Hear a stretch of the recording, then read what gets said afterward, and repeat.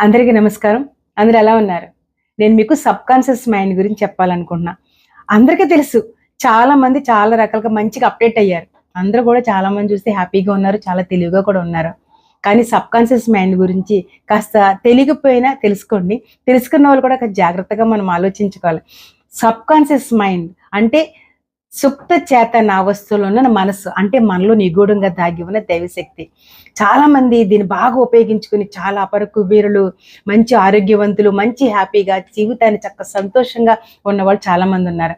ఏం లేదు, మనం ఎప్పుడు కూడా ఆన్‌లైన్‌లో ఉంటాం, ఆఫ్‌లైన్‌లో ఉంటాం. కానీ ఇన్‌లైన్‌లో ఉండాలి. మనతో మనం మాట్లాడుకోవాలి.